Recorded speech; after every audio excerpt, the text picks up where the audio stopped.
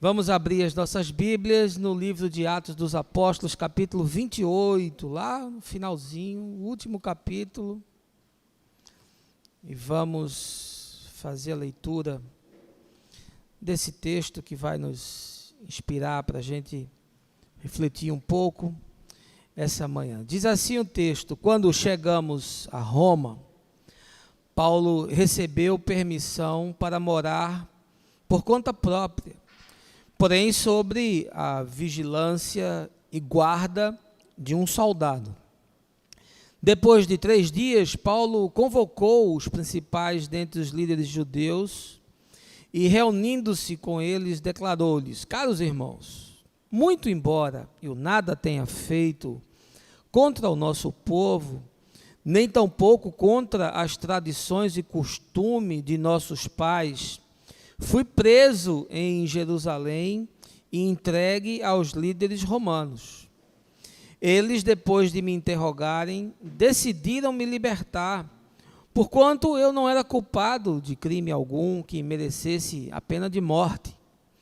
Entretanto, havendo os líderes judeus levantado protesto, fui obrigado a apelar para César, certamente não por ter qualquer acusação contra a minha própria nação. Por esse motivo vos convidei para que pudesse ver e conversar convosco, porquanto é pela esperança de Israel que estou preso a estas correntes. Então eles lhes replicaram: ora, recebemos nenhuma carta da Judéia falando a teu respeito, nem ao menos veio até aqui irmão algum que relatasse ou se queixasse de qualquer mal contra ti. Ainda assim, gostaríamos de ouvir de ti mesmo o que pensas, pois sabemos que por todo esse mundo fala-se contra essa seita. E tendo eles marcado um dia, um grupo ainda maior de interessados foi à reunião com Paulo em sua casa. Então, desde o início da manhã até o final da tarde, Paulo lhes deu todas as explicações e lhes testemunhou vivamente sobre o reino de Deus, buscando convencê-los a respeito de Jesus, embasando seus argumentos na lei de Moisés e nos profetas. Ao final, alguns foram convencidos pelos fatos que demonstrara, todavia outros preferiram não crer. Então começaram a discordar entre si mesmos e foram embora, logo após Paulo ter feito esta declaração final: bem que o Espírito Santo comunicou a vossos pais, por intermédio do profeta Isaías, vai a este povo e dize-lhes: ouvindo, ouvireis, e de maneira nenhuma entendereis, e vendo, vereis, mas de maneira nenhuma percebereis. Porque o coração desse povo tornou insensível, e com os ouvidos ouviram, porém sem dar atenção, e fecharam os olhos para que não vejam com os olhos, nem ouçam com os ouvidos, nem se convertam, e eu os cure. Sendo assim, quero que estejais perfeitamente cientes que essa salvação de Deus está sendo enviada aos gentios, e eles a ouvirão. Então, logo depois de lhes admoestar dessa forma, os judeus se retiraram debatendo acaloradamente entre si sobre o que ouviram. Por 2 anos completos, Paulo permaneceu na casa que havia alugado e recebia a todos quantos o procuravam. Pregava incansavelmente o reino de Deus e ensinava a respeito do Senhor Jesus Cristo com toda a liberdade, sem o mínimo impedimento. Essa, irmãos, é a palavra do Senhor. E nosso desejo sempre é que ela deixe de ser história, narrativa de Lucas, no livro de Atos, mas que ganhe concretude, que ganhe materialidade, que ganhe singularidade, que ganhe identidade na sua vida, e assim ela reverbere como atos de bondade e de justiça. Essa semana, o Procurador-Geral da República, Rodrigo Janot, entregou ao ministro do Supremo Tribunal Federal, Edson Fachin, a lista com 83 pedidos de inquérito contra políticos que possuem o dito fórum privilegiado, que constam da lista de delação dos executivos da Odebrecht. Também nessa semana, não sei se você estava sabendo, mas fez aniversário a Operação Lava Jato, completou 3 anos de existência, com números que impressionam. Veja lá, 198 prisões, 10 bilhões em valores recuperados, 3 bilhões e 200 milhões em bens bloqueados pela Justiça, 127 acordos de delação premiada que foram homologados pelo STF, 328 pessoas denunciadas, 89 pessoas condenadas, 30 procuradores federais dedicados e 4.000 policiais. E a gente está assistindo aí esse circo dos horrores. Entre os principais presos da operação estão o ex-presidente da maior empreiteira do país, Marcelo Odebrecht, o ex-presidente da Câmara dos Deputados, Eduardo Cunha, o ex-ministro da Fazenda, Antônio Palocci, o ex-ministro da Casa Civil, José Disseu, o ex-senador da República, Delcídio do Amaral, o ex-governador do Rio de Janeiro, Sérgio Cabral, e o até então presidente do grupo EBX, Ike Batista. E vem muito mais prisão por aí. Na verdade, há ainda tanta coisa o que se fazer, e esses próximos meses, quem tem acompanhado, vai ser decisivo para o que vai suceder na Lava Jato. E por quê? Ora, a gangue de deputados e senadores do Congresso Nacional se articula com velocidade ímpar e com astúcia sem igual para tentar fazer a maior manobra escusa, indecorosa que o Brasil já assistiu. E contra eles, o que é que nós temos? Nós temos uma Suprema Corte leniente, e precisamos dizer isso, mas temos o Ministério Público, temos o Juizado de Primeira Instância e a Polícia Federal, que são as últimas colunas que sobraram das frágeis instituições que nós ainda temos nessa democracia nova, é verdade. E nós, o povo, estamos anestesiados, como sempre, na sua grande maioria mal informados, desarticulados e incrédulos quanto ao que é preciso ser feito para, de alguma forma, a gente recuperar um pouco de dignidade. Eu fiquei imaginando essa semana qual seria a rotina desses presos VIPs que estão na cadeia. Gente que estava acostumada a mordomias infindáveis, né? Hotéis de luxo, cardápios exóticos, muito dinheiro e certamente com ele muita luxúria, prazeres que só estão disponíveis para a alta corte. E a gente se indaga, o que será que esses homens pensam? O que é que eles fazem durante um dia inteiro dentro de uma cela? Quem são os seus companheiros de prisão e sobre o que eles conversam? Afinal de contas, tempo, né, é o que não lhes falta. Como será que eles olham para o futuro, se é que eles ainda vão ter algum tipo de futuro? E, na minha opinião, na verdade, esses homens já estavam presos muito antes de serem detidos pela justiça. Eles já estavam presos à ambição, à vaidade, ao cinismo, ao poder que corrompe, ao descaso, à insensibilidade e à corrupção. Viviam em celas que não possuem grades, mas aprisionam a consciência e tornam cativo o coração. Quando eu viajei para a Europa, estive no Museu Van Gogh, lá em Amsterdã, Eu fiquei impressionado com uma de suas pinturas, que foi feita já na sua fase terminal, quando estava semilouco, internado num hospital psiquiátrico. A obra chama-se Campo de Trigo e foi executada da janela de um quarto que possuía grades nessa janela. A tela belíssima e, curiosamente, o pintor não retratou as grades ao fazer aquela pintura expressionista tão bonita. Nitidamente ele abstraiu aquilo que lhe prendia, porque os seus olhos viam para além do quarto, para além do prédio.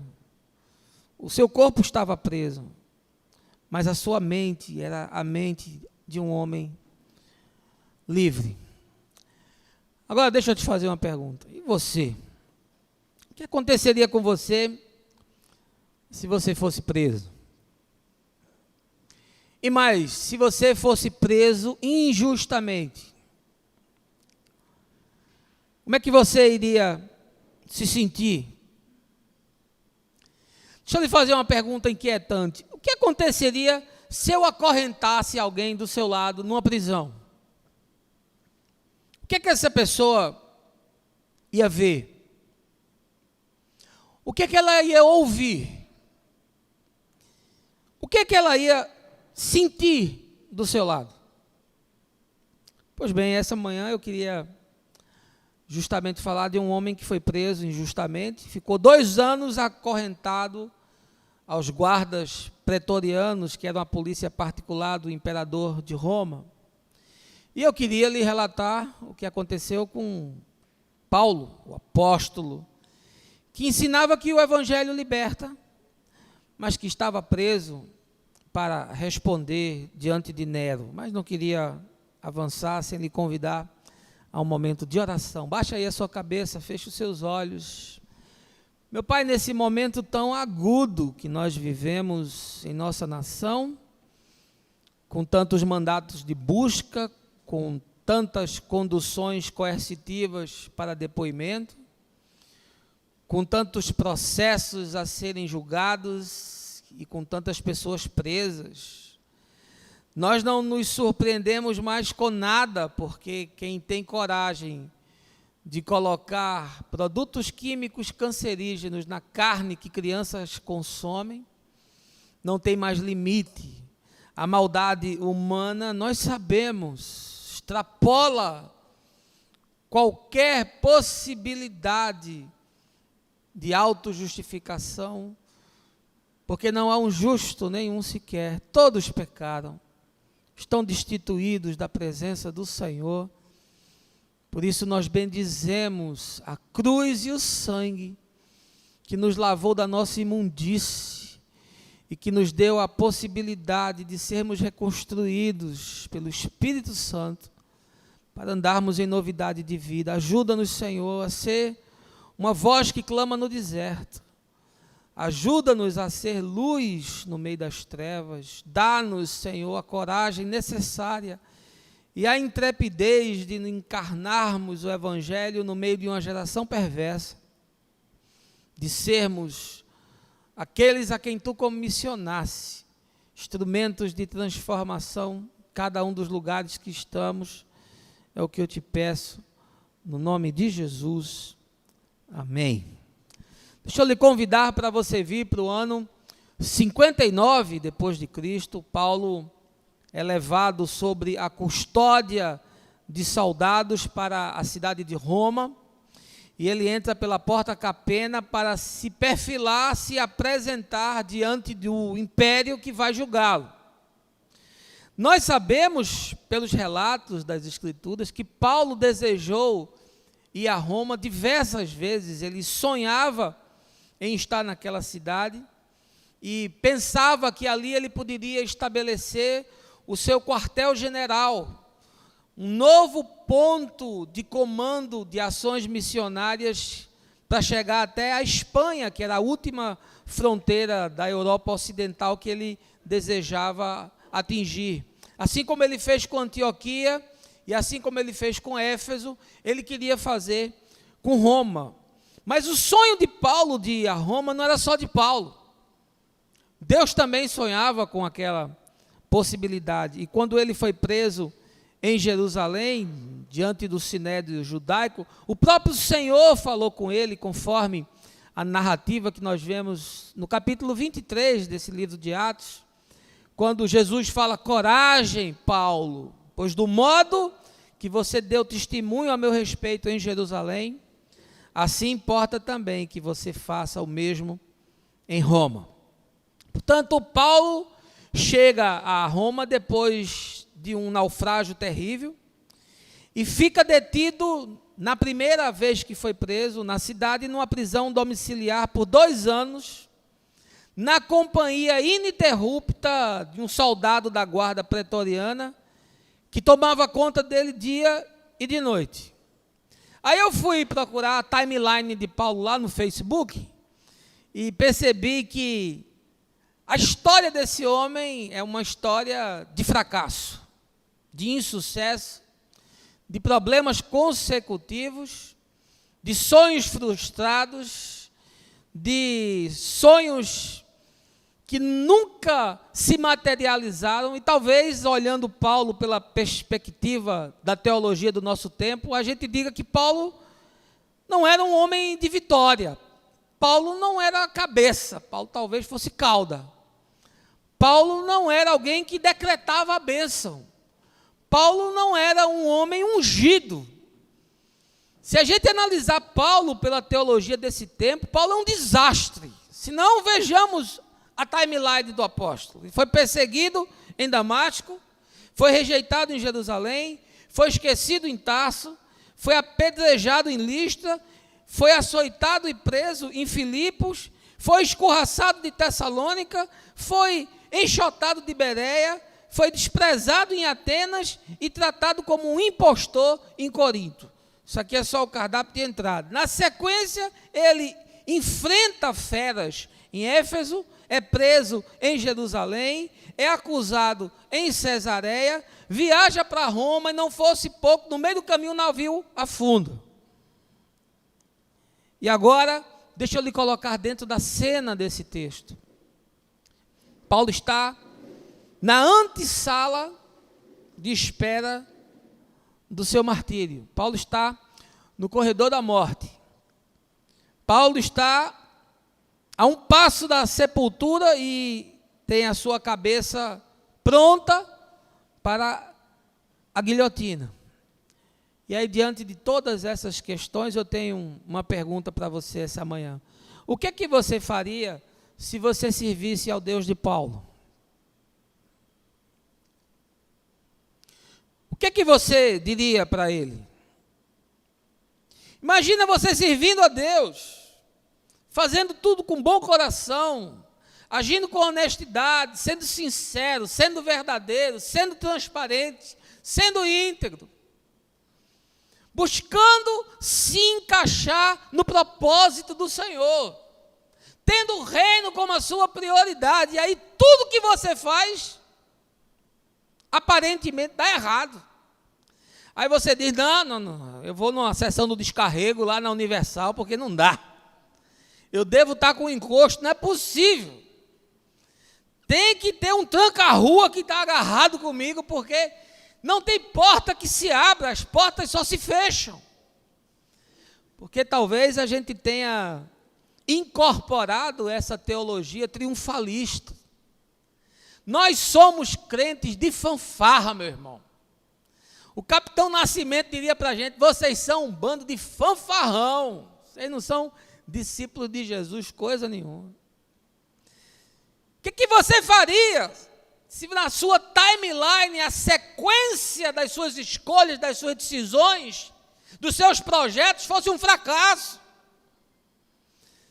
Eu que aconselho gente que vejo que o sujeito não é capaz de lidar com o mínimo problema, com a dor menor possível, com a frustração mais elementar, e ele já joga pedra no céu. E ele já diz: Deus esqueceu de mim. Eu que não estou disposto a pagar esse preço, pastor. Eu queria era um gênio da lâmpada, que fizesse uma mágica assim e tudo mudasse. Eu queria viver num mundo cor-de-rosa. Eu queria andar pelas estradas de ouro. Eu queria ter uma varinha do pirlim-pim-pim que eu batesse e a circunstância mudasse. Mas eu queria saber o que é que você faria diante do Deus de Paulo, a quem Paulo serve. E esse homem amava tanto ao Senhor, desejava tanto ao Senhor, estava disposto a ir às últimas consequências para que o seu propósito cumprisse na sua vida. A verdade é que Paulo olhava para tudo aquilo muito além das grades da prisão, e aquelas circunstâncias não lhe amedrontavam, nem lhe intimidavam. Pelo contrário, Paulo fez um estrago tão grande estando preso, quanto faria se estivesse solto. Nos 2 anos que ele estava encarcerado em Roma, ele não perdeu nenhuma oportunidade de evangelizar cada soldado encarregado da sua segurança. Ali se fazia um rodízio. 2 anos, a cada 6 horas vinha um guarda da polícia do imperador, um pretoriano, e era acorrentado junto com Paulo. E eu fico imaginando, se alguém se acorrentasse a mim, o que é que ele iria ver? O que é que ele iria ouvir? Quem sabe ele iria ouvir um bocado de lamúria, um bocado de maledicência, um bocado de murmuração. Quem sabe ele veria alguém angustiado, ansioso, deprimido. Afinal de contas, as circunstâncias conspiram nessa direção. Talvez ele visse um homem cheio de frustração, cheio de amargura, cheio de mágoas. Eu perdi minha vida, perdi minha juventude servindo a esse Deus, fiz tanto culto na praia, toquei tanta guitarra, distribuí tanto panfleto, fui em tanto hospital, agora estou aqui encarcerado, acorrentado a um soldado. O que é que você faria? Se eu acorrentasse uma pessoa com você noite e dia, o que é que ela poderia falar a seu respeito depois de 2 anos? A guarda trocava a cada 6 horas. E cada guarda que passou por aquela casa que era uma prisão domiciliar foi impactado pelo testemunho de um homem que não se escravizou às circunstâncias, estava para muito além das algemas, das correntes que lhe prendiam. Qual é a sua prisão? O que é que lhe encarcera? Quais são as correntes que lhe amarram? Será que se a gente colocasse um indivíduo do nosso lado preso, ele conseguiria conhecer a Deus pelo nosso testemunho? Ele seria impactado pela nossa vida? Ele ouviria palavras de esperança, de libertação, de restauração, de renovação, de misericórdia? O que aconteceria se você tivesse que conviver 2 anos acorrentado com pessoas que não dá para você disfarçar, não dá para você fazer performance, não dá para você maquiar, porque o que você é vaza pelos poros, vaza pela alma, reverbera pelas atitudes. O que é que você faria, meu irmão? Será que se acorrentasse alguém a você, você cederia aos valores do outro? as crenças do outro, as ideologias do outro. Paulo poderia, quem sabe, ter se tornado um politeísta. Afinal de contas, os homens que com ele estiveram criam em muitas divindades. Ele poderia ter se tornado um homem subjugado à cultura helênica, às filosofias gregas. E Paulo conhecia todas essas coisas. Ele era um homem culto, havia estudado com Gamaliel. Mas era impossível conviver com Paulo e não ser profundamente impactado. Era impossível conviver com Paulo e não ter a compreensão clara, objetiva, perfeita do evangelho que Jesus havia anunciado. O que acontece com as pessoas que convivem com você? Quais são as impressões que elas têm? Que tipo de depoimento seu filho poderia dar a seu respeito? Sua filha, sua esposa, seu marido, seu chefe, seu vizinho de porta, seu colega de faculdade, de MBA, que não está acorrentado a você, mas sabe um pouco quem você é, o que você faz, o que você fala, como você julga, quais são as suas ideias, quais são os seus valores. Eu queria tirar desse texto tão rico de Atos 5 marcas inconfundíveis de Paulo, que foram produzidas pelo Evangelho e que nos revelam que não há nenhum tipo de cadeia, de prisão que possa cercear, conter, acorrentar um homem que já é livre. Se você quiser voltar ao texto, a mensagem é expositiva, eu vou tirar tudo daquilo que está na Escritura. Primeira coisa que eu percebo, que o Evangelho produz na vida de todo aquele que o abraça, e que produziu na vida de Paulo, é um homem cheio de integridade. Veja aí o verso 18 do capítulo 28. Eles, depois de me interrogarem, decidiram me libertar, porquanto eu não era culpado de crime algum que merecesse a pena de morte. Paulo está conversando com os judeus na sua casa, alugada na cidade de Roma, acorrentado a um guarda da polícia pretoriana. Ele chama os judeus que estão naquela cidade, porque havia uma grande diáspora naqueles dias, e você encontrava judeus espalhados em todas as grandes cidades da Ásia e também da Europa.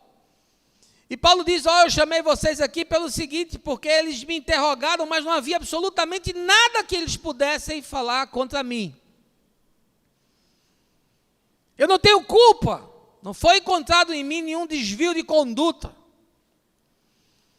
Muito dificilmente um dos políticos do Congresso Nacional hoje pode vir na bancada no microfone e dizer: eu sou incúlpe. Não, vocês não têm o que dizer a meu respeito.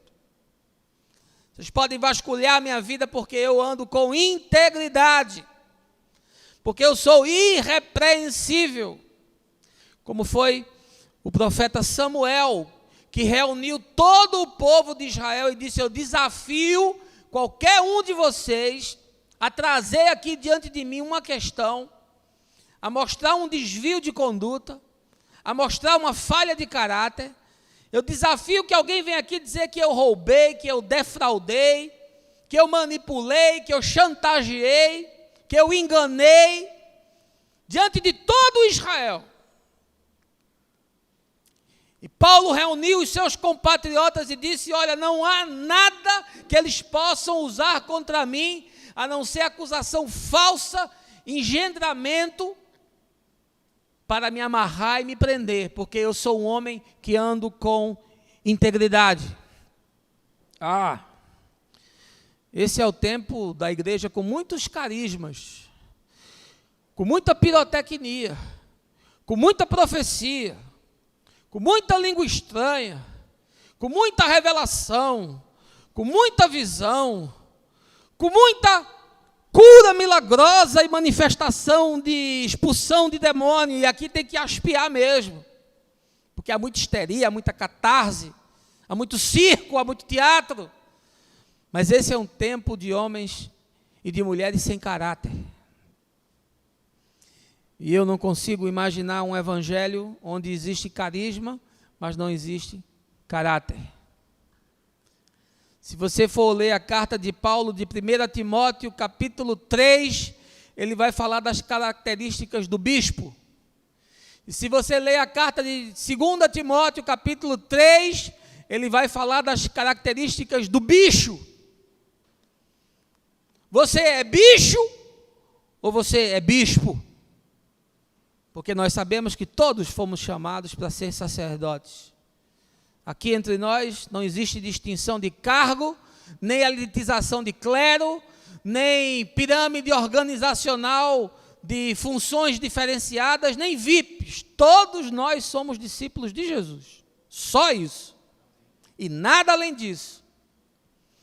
E os que lideram são os que andam com a bacia e a toalha para lavar os pés dos irmãos. Integridade é uma marca do evangelho. É gente que fala a verdade. É gente que sofre o dano. É gente que não fica devendo. É gente que anda com consciência. Que toma atitudes de gente madura, de gente séria, de gente comprometida. Integridade. Essa semana que passou, eu tive uma reunião com uma promotora do Ministério Público da nossa cidade. E cheguei a ela por indicação do meu cunhado, que eu conheço há 33 anos. Encontrei com ele na Catedral Anglicana, um adolescente que tinha voltado dos Estados Unidos, com um violão na mão, uma calça jeans e um chinelo, e ia retomar o seu curso de Direito na universidade. 33 anos se passaram, e a promotora disse para mim, não há ninguém mais íntegro aqui no Ministério Público, não há ninguém mais correto, não há ninguém que tenha tão bom testemunho, porque ele é um homem que constrói pontes, ele tem bom testemunho de todos os que estão aqui. E eu depois liguei para ele e disse, olha, eu fiquei orgulhoso de você, porque você é um homem que tem integridade. Não é possível você encarnar a fé sem integridade. Não é possível você viver o evangelho emitindo meia nota. Não é possível você dizer que é discípulo de Jesus usando caixa 2. Não é possível você abraçar a fé que os apóstolos abraçaram vivendo de forma indigna. Você precisa ter integridade. E é difícil falar de integridade num país corrupto. É difícil falar de integridade quando os políticos que nos governam são bandidos. É difícil falar de integridade quando os empresários são bandidos. É difícil falar de integridade quando a polícia faz uma greve e o cidadão comum entra nas lojas para fazer saque, para roubar, para levar para casa o seu sonho de consumo. É difícil falar de integridade numa igreja que se corrompeu, que explora, que chantageia e que rouba os fiéis. É difícil. Mas Jesus nos chamou para nós sermos íntegros. Amém, irmãos? Não importa o que aconteça com o resto do mundo inteiro. O seu desafio é ser um homem, é ser uma mulher que seja íntegro. Que ninguém tenha nada para dizer a seu respeito, como Paulo. Que ninguém encontre na sua vida nada que possa ser questionado, nada que possa ser confrontado. Mas pastor, nós temos problemas. Sim, nós temos problemas. Pastor, nós temos desvios. Nós temos desvios. Pastor, nós temos falhas de conduta. Temos falhas de conduta. Mas deve ser o nosso desejo andar em santidade, em integridade e tentar corrigir as nossas distorções de caráter, os nossos desvios, para que em nós não seja encontrado absolutamente nada que possa emporcalhar o nome do Senhor. Segunda coisa que o Evangelho produziu em Paulo, e precisa produzir em mim e em você, é o que eu chamo de identidade. Veja aí no verso 20 do capítulo 28. Por esse motivo vos convidei, para que os pudesse ver e conversar convosco, porquanto é pela esperança de Israel que estou preso a estas correntes. Paulo chama os seus compatriotas e diz: olha, eu convidei vocês para que vocês possam me ouvir, porque eu saí escorraçado de Jerusalém. Os romanos não encontraram nada em mim que pudesse me condenar, mas os meus compatriotas conspiraram, fizeram um engendramento, levantaram falso testemunho, e eu estou sendo acusado por causa da esperança de Israel. Qual era a esperança de Israel? Ora, a esperança de Israel é que viesse o Messias. Essa era a grande expectativa. O problema é que o judeu imaginava que Jesus seria um conquistador, que ele fosse entrar em Jerusalém não num jumento, mas num alazão preto, como se fosse o próprio César, como se fosse um general das tropas romanas, como se fosse um soldado, como se fosse um guerreiro. E por isso, quando ele entra, o povo diz: bendito que vem em nome do Senhor, bendito o filho de Davi, porque eles imaginavam alguém da estirpe de Davi. Pensavam que seria um homem que ia entrar com bota de ferro e que ia usar os poderes sobrenaturais e a metafísica a seu favor, e iria, num pirlim-pim-pim, desarticular as tropas romanas e derrubar Nero, que estava no trono, nos dias de Paulo, e César Augusto nos seus dias. Mas a luta de Jesus era outra. A guerra que Jesus travava era de outra dimensão. A batalha tinha outros contornos, as armas eram outras, o inimigo era outro. E Paulo diz: por causa da esperança de Israel, eu estou sendo perseguido, porque a esperança de Israel já veio, já esteve entre nós, morreu, foi crucificado, ressuscitou. É Jesus. Esse é um homem que tem identidade. Ele está disposto a defender as suas convicções até as últimas consequências.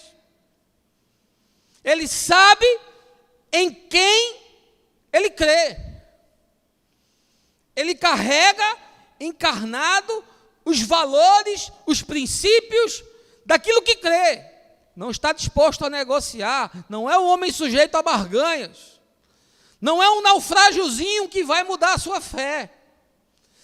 A gente viu a timeline de Paulo, e a timeline de Paulo é de sofrimento, é de prisão, é de açoite, é de apedrejamento, é de descaso, é de abandono dos seus amigos. Mas aqui estava um homem que sabia aquilo que ele carregava no coração. Paulo tinha identidade. Como é difícil falar de identidade nesse tempo. Um tempo que ninguém sabe no que crer. O cara prega uma maluquice ali, vai, todo mundo corre para ver. Vem um outro, diz uma doidice aqui, todo mundo corre para ver. Vem um profeta ali profetizando uma loucura e todo mundo corre para ver. O cara sequer tem compromisso com uma comunidade, ele não se filia a nada. Ele é um parasita que fica usufruindo do corpo, fica consumindo sem dar nada em troca, não se torna parte de nada. Ele pega lá o Facebook, vê lá o menu de mensagem e diz: eu vou nessa aqui porque essa daqui é a que me agrada mais. Isso aqui tem mais a ver comigo. E se tiver o nome Vitória no meio, aí já é certo que ele vai. Não tem identidade. Transformou a fé numa ideologia. Aí ficam discutindo idiotice, meu Deus. Teologia básica elementar. Calvinistas contra arminianos, achando que estão falando o naipe, o topo da sabedoria. Coisa que Jesus nunca parou um minuto para discutir. Nunca Jesus se prestou a gastar energia para perder tempo com esse tipo de debate. As nossas vãs filosofias. E pior ainda, quando entra pela ideologia política e mistura marxismo com evangelho e bota um nome bonito e quer embalar isso e vender com o nome de missão integral.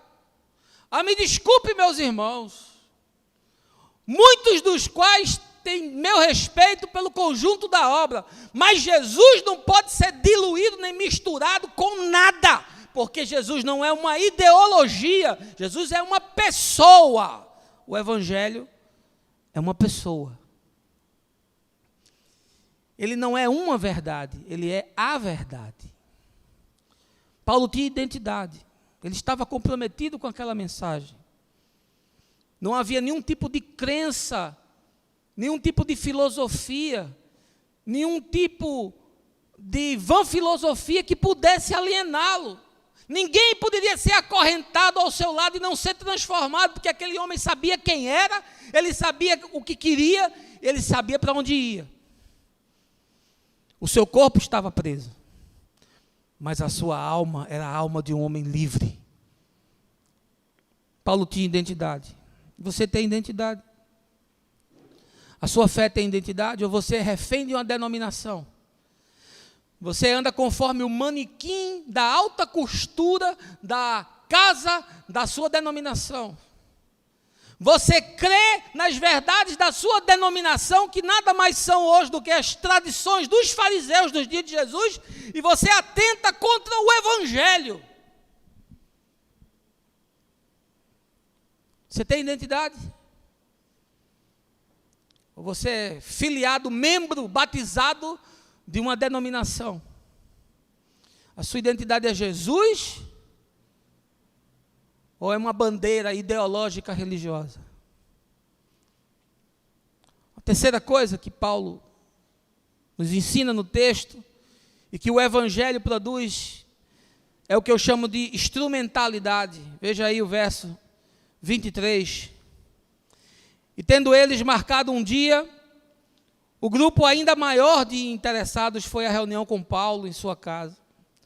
Então, desde o início da manhã até o final da tarde, Paulo lhes deu todas as explicações e lhes testemunhou vivamente sobre o reino de Deus, buscando convencê-los a respeito de Jesus, embasando seus argumentos na lei de Moisés e nos profetas. Sabe o que é uma coisa que o Evangelho produz? O Evangelho produz instrumentalidade. O que é isso? É a capacidade de você argumentar, de você falar, de você testemunhar e de você defender a fé. Paulo tinha isso. Não era um homem raso. A fé dele não era de epiderme.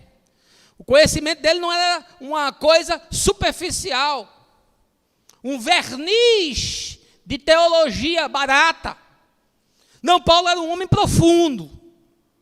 E aí ele reuniu a moçada na sua casa, marcou um dia e disse: olha, venham para cá porque eu vou debater com vocês. E aí o texto diz que ele falou do reino de Deus usando tudo que ele tinha disponível. Era a lei de Moisés e os profetas. Que até então você só tem o Velho Testamento. O Novo Testamento é uma produção do 3º século. E o Novo Testamento, com o Velho escrito e livre para as pessoas, é uma produção do 16º século. Com a imprensa de Gutenberg, a reforma protestante e a tradução de Lutero para o alemão, de Cranmer para o inglês e por aí vai. Portanto, não venha me falar que o sujeito sem Bíblia não conhece Jesus. Porque Abraão não tinha Bíblia e era o pai da fé. Paulo só tinha um pedaço e era o pedaço que tinha caducado. Mas ele fala do reino de Deus porque ele tinha revelação de Deus. Porque ele tinha experiência com Deus. Porque ele conhecia os conceitos e era capaz de argumentar, era capaz de refutar, era capaz de convencer. Era um homem profundo. Ele tinha instrumentalidade. E por que você acha que o evangelho produz isso, pastor? Porque como é que você vai pregar uma coisa que você não sabe? Como é que você vai ensinar uma coisa que você é raso?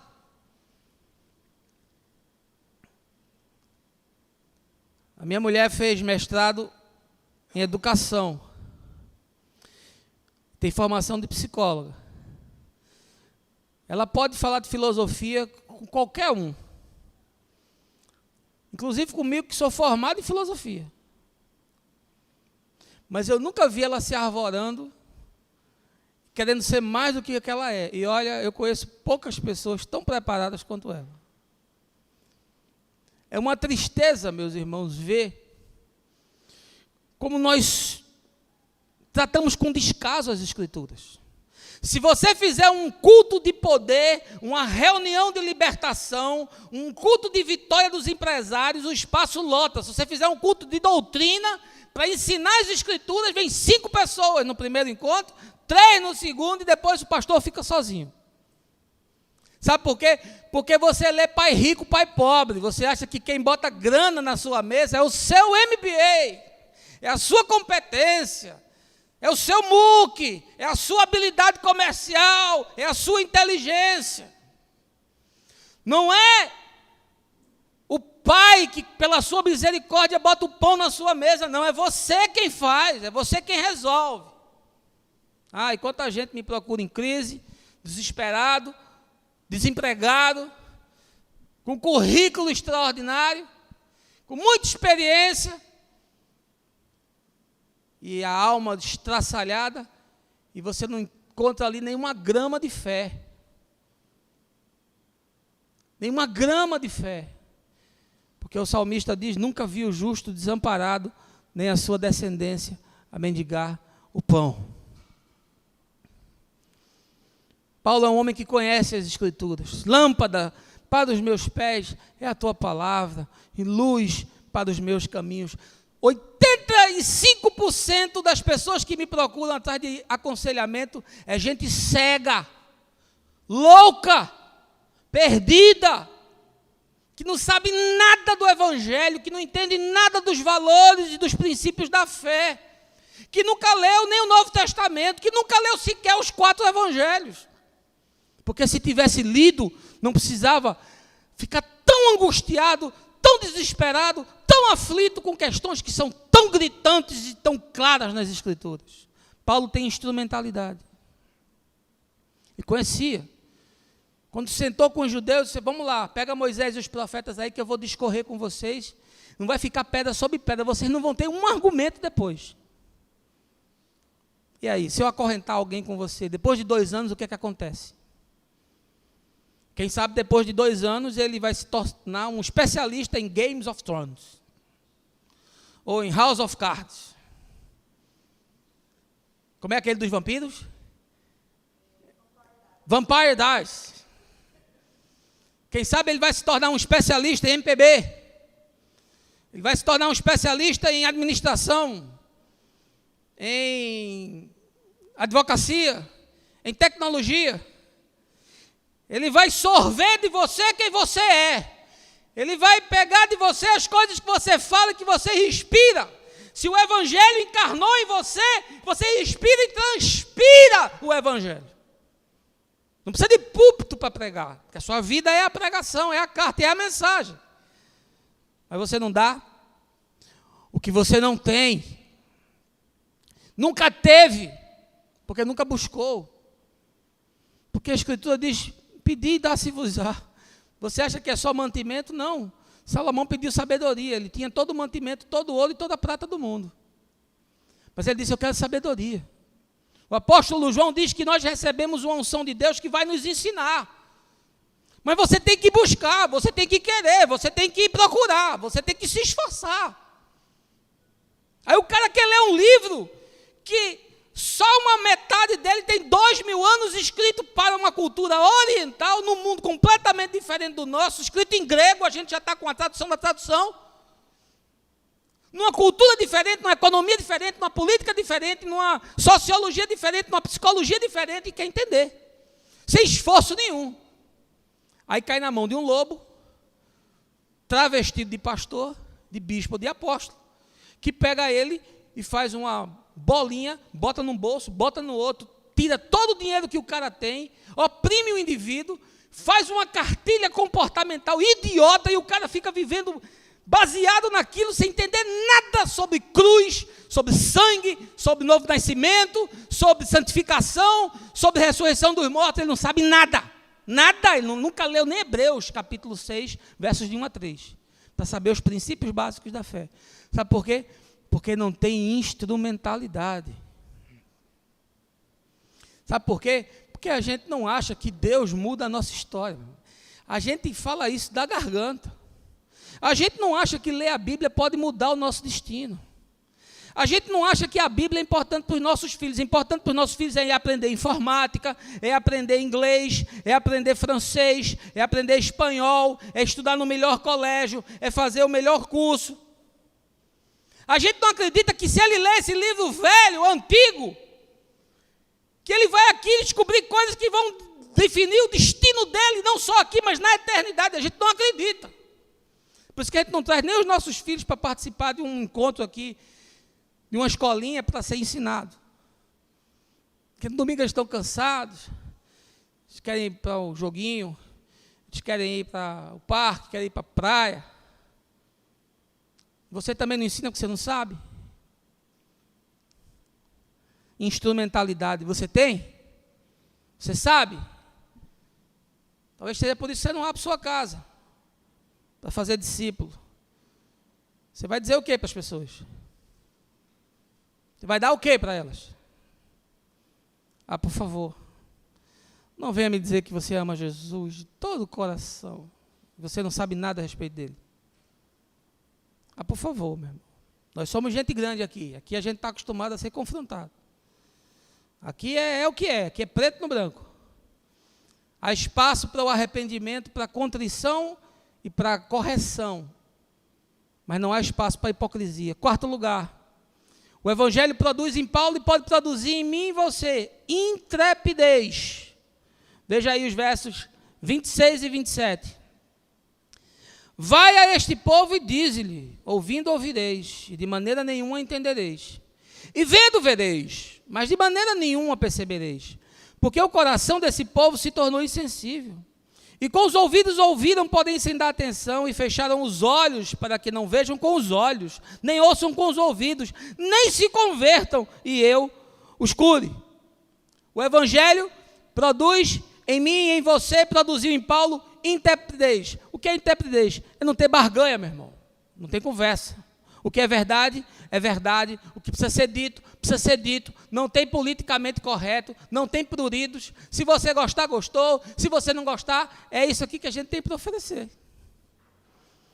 Ah, pastor, mas é muito duro, é verdade. É duro para quem tem coração duro. E é um favo de mel para quem tem coração quebrantado. Porque a palavra do Senhor é esperança e é vida para aqueles que querem receber a paz e a pacificação. E é uma espada que corta para aquele que não quer caminhar nem quer ouvir. E aí Paulo falando com o seu povo, ele aqui já está criando inimigo, porque os judeus que estavam ali eram gente influente na cidade. Paulo chamou a moçada, sentou, fez o traçado, falou de Moisés, falou dos profetas, disse tudo que tinha dito, e o pessoal ficou com fuleiragem. Sabe o que é fuleiragem de crente? É, bem, mas tem que me mostrar na Bíblia. Qual é a referência? Ah, não, mas a minha teologia é diferente, eu aprendi de outra forma. Paulo tinha mostrado por A mais B. Os caras não entendiam, não ouviam, não compreendiam, porque eles não queriam. Aí Paulo usou o profeta Isaías. Ele não inovou, não. Ele falou que Isaías já tinha falado para uma geração que tinha vindo 800 anos antes. Vocês ouvem com os ouvidos, vocês veem com os olhos, mas vocês não entendem porque vocês são duros. A mesma coisa que Jesus tinha dito para escriba, fariseu e doutor da lei. A mesma coisa. Não tinha mudado nada. Era o mesmo evangelho sendo semeado no mesmo terreno rochoso, onde não nasce nada, só nossa hipocrisia, maledicência e confusão. E aí, ele é cheio da intrepidez do Espírito Santo. Diz, olha, vocês são duros, vocês são toscos, são obtusos, vocês estão cegos, vocês estão indo na direção errada, vocês vão naufragar com esse tipo de crença e de convicção. Era intrépido. E aí, meu irmão, você é intrépido? Pastor intrépido é a coisa mais difícil do mundo, né? Porque o pastor dá uma pegada na igreja e fica já pensando, rapaz, se fulano foi embora, o dízimo dele é X. Aí, eita, fulana fez uma cara feia ali. Ah, meu Deus, se ela sair da igreja, o dízimo dela é tanto. Fica com medo, fica barganhando, fica negociando. Ah, o povo não gosta que eu pregue sobre isso. Aí o cara me chamou para pregar na igreja dele. Aí eu disse, você tem certeza que você quer que eu vá pregar na sua igreja? Ele disse, por quê? Ele disse, porque no outro domingo pode não ter mais igreja. Você tem certeza mesmo? Eu convido muita gente para vir aqui, agora eu recebo tão pouco convite. Eu não sei por quê. O que será, hein? Paulo era um homem intrépido, ele não negociava com Deus. Ele não era um cara que tinha um discurso, sabe, maleável, aquele cara que, não, ele era pão, queijo. Jesus tinha dito para ele, Paulo, é sim, não, não. Você tem que ser um homem de uma palavra só, de uma crença só e de uma convicção só. Entre lá no meu blog, ou entre no meu canal do YouTube, ou entre na minha página do Facebook e veja o tamanho do estrago. Óbvio que se eu pregasse outras coisas, em vez de ter 100 pessoas, eu tinha 10 mil. Mas eu não estou a fim de encher a igreja, eu estou a fim de encher o céu. E para encher o céu, meu irmão, é como diz o Caião, sem barganhas. Paulo disse o que eles tinham que ouvir. E aí, quando ele viu que o negócio ia desgringolar, ele falou, ó, moçada, é o seguinte, Isaías disse a mesma coisa a respeito de vocês têm um coração duro. Vocês ouvem e não entendem, vocês veem e não compreendem. Sabe por quê? Porque vocês são duros. E ele tinha intrepidez. Ele tinha tanta intrepidez que uma guarda inteira de pretorianos, que era a polícia reservada do imperador, ficou impactada porque ele tinha o que falar. Imagina você falando de uma religião monoteísta para um cara que é politeísta. Você acha que é fácil? Você mantinha sua fé com uma faca no seu pescoço? Ou você blasfemava e dizia, não, eu sempre fui do candomblé. Você fazia feito Pedro. Eu sempre fui Hare Krishna, Hari Harirama. Ou você mantinha, não. Essa é a minha linha, esse é o meu centro, essa é a minha esperança, essa é a minha vida. Não há barganhas, é inegociável. Paulo era um homem cheio de intrepidez, não perdia oportunidade, não se calava. Por isso que ele dizia, ó, fala em tempo, fora de tempo, prega de todo jeito. O bispo Léo diz que se eu pegar uma bula de remédio e ler, eu prego. Diz que crente bom é feito carro velho, né? Onde para, prega. Você é assim? Ou você é um agente secreto do reino? Agente secreto. Sua Bíblia é no celular, porque aí já ninguém nem sabe mais o que é, né? Antigamente tinha aquelas bíbliazinhas de bolso, né? Dos gideões, pequenininho, o cara estava no bolso. Agora não precisa mais nem andar com aquela bíbliazinha dos gideões, porque agora você anda com a Bíblia no celular. E aí? Você é intrépido? Você tem coragem de testemunhar de Jesus? Você tem coragem de falar, de assumir? Você está disposto a assumir risco? Você está disposto a bancar esse custo? Ou você é daquele que Jesus chamou para seguir e disse, não, agora não, porque eu tenho um bocado de coisa para resolver, tenho coisa pendente para pagar, estou com um negócio que preciso concluir. Não tem barganha, meu irmão. Em último lugar, o Evangelho desenvolveu e Paulo desenvolve em mim e em você uma coisa chamada intensidade. Veja aí, versos 30 e 31.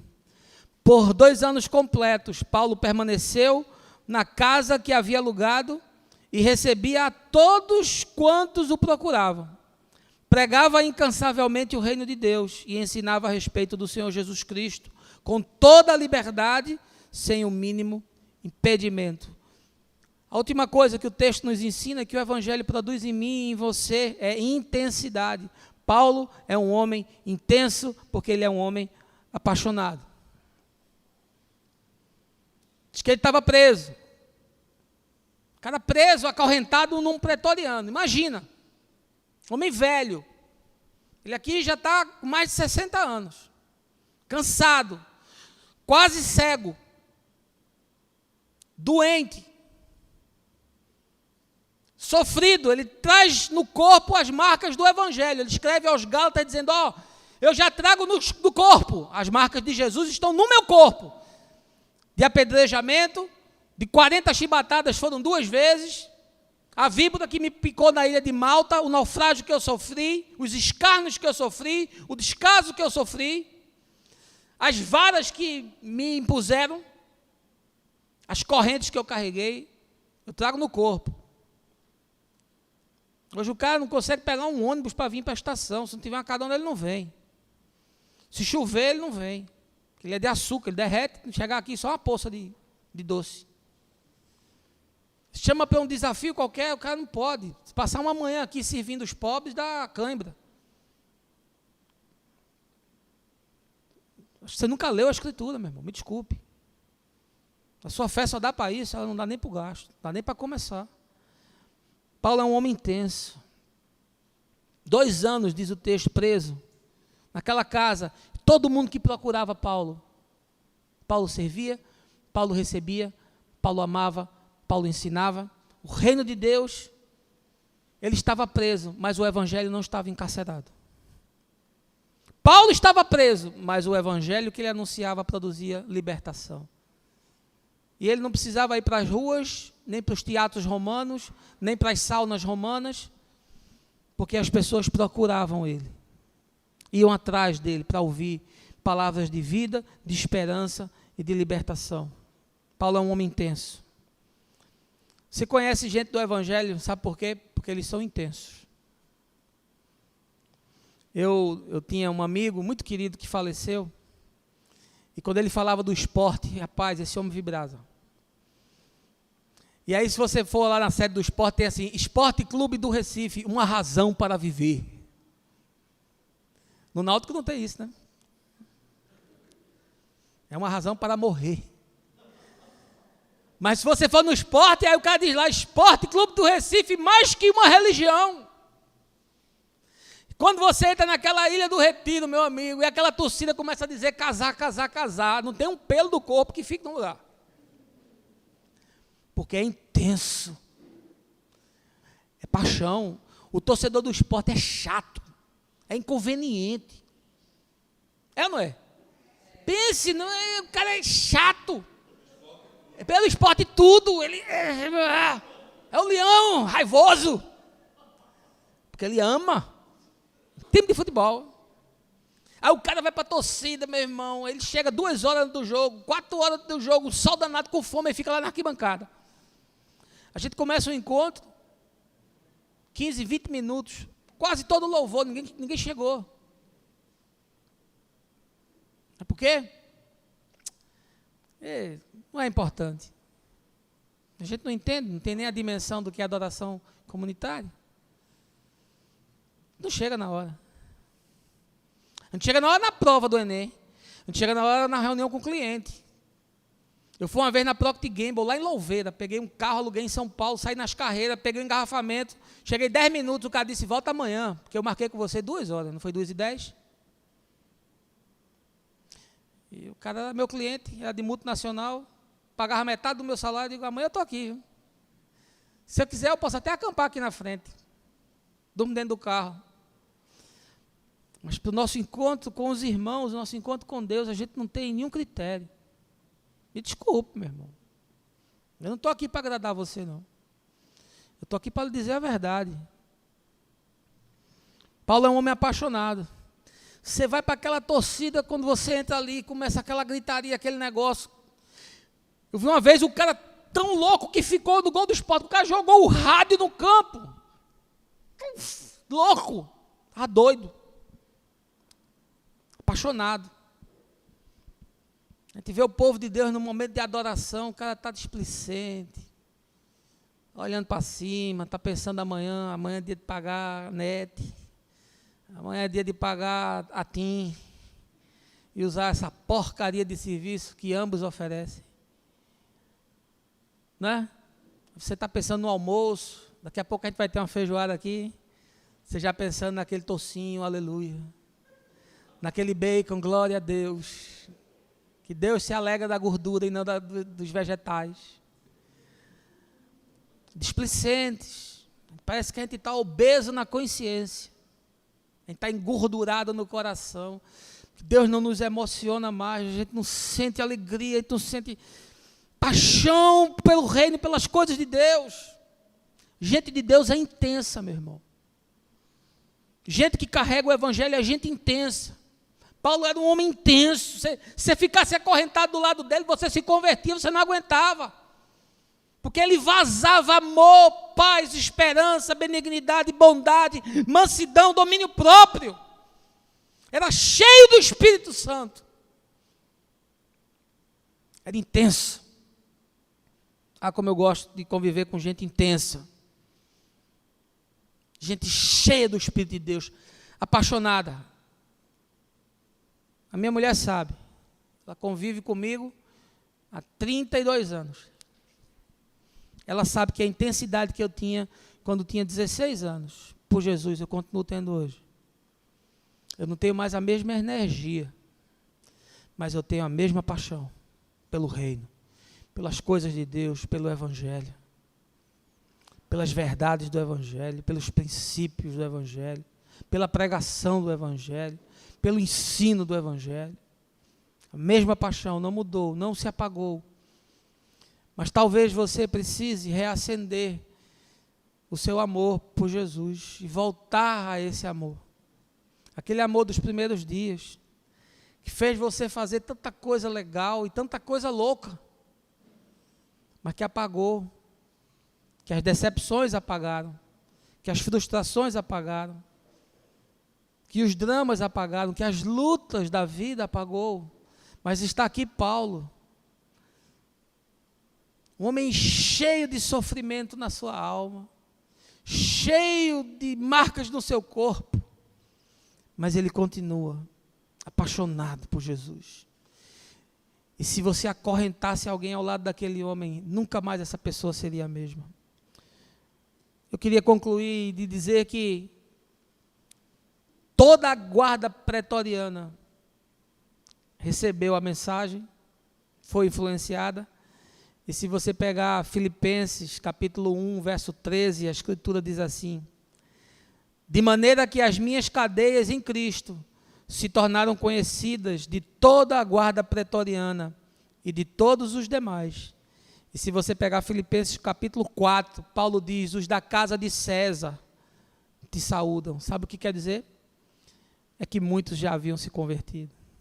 Os da casa de César, ou seja, os de Roma, os filhos do império, os adoradores de muitos deuses se converteram. E eles mandam para você um abraço. Porque Paulo, naquela cadeia, construiu uma igreja. Um homem preso, cerceado de tudo, acorrentado 24 horas por dia a um soldado. Mas era impossível alguém conviver com Paulo e não ser transformado. Todos foram impactados. E como não seria? Durante aqueles anos de detenção, os soldados ouviram ele ditar as cartas para os cristãos da Ásia Menor. Eles ouviram Paulo ditando Efésios, eles ouviram Paulo ditando Filipenses, eles ouviram Paulo ditando Colossenses, eles ouviram a carta de Filemão. Estavam ali, Paulo era quase cego, não enxergava mais. Ele só assinava no final da carta. Você vê ele dizendo: a assinatura é de próprio punho, Paulo.